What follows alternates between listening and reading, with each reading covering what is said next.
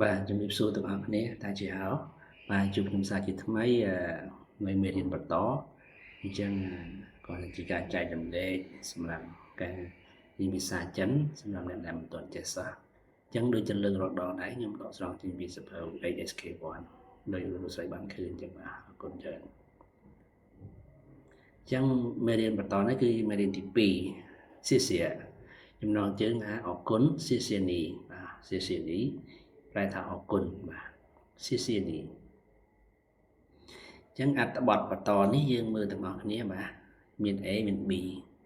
អញ្ចឹងយើងមើល A គេថាម៉េចសិស្សបាទដល់ពេល B ថាពុសបាទមើល A បន្តទៀតសិស្សនីដល់ពេល B គេថាអីគេពុកជីបាទដល់ពេល A គេថាបន្តទៀតចាយជៀនB គេថាចាយជៀនដូចគ្នាបាទអញ្ចឹងយើងបន្តទៀតយើងមើលបកប្រែម្ដងបាទស៊ីប្រែថាអរគុណបាទអរគុណពុសៀនោះមានន័យថាមិនអីទេឬក៏មិនគួរសមទេបាទស៊ីនីបាទអរគុណដែរមិនថាយើងប្រើសម្រាប់មនុស្សដែលចាស់ជាងយើងស៊ីនីបាទស៊ីនីពុកជីប្រែថាមិនអីទេឬក៏ភាសាអង់គ្លេសថា you are welcome បាទអីទេបាទចាយជៀនបបែរថាជំរាបលាបាទភាសាអង់គ្លេសថា goodbye បាទចាយជៀនជំរាបលា goodbye អញ្ចឹងបងប្អូនមកមើល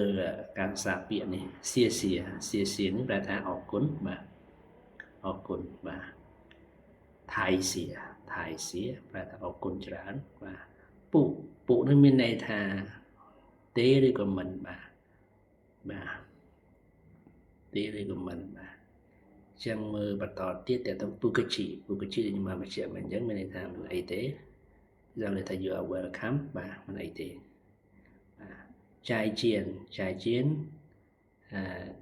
មានន័យថា goodbye ចាយជៀនមីងធានជៀនមានន័យថាស្អែកជួបគ្នាបាទចឹងមេរៀនទី2មានតែប៉ុណ្្នឹងបាទសម្រាប់កិច្ចសន្ទនាបាទអរគុណច្រើនសម្រាប់ការតាមដានសៀបាទចាយជៀន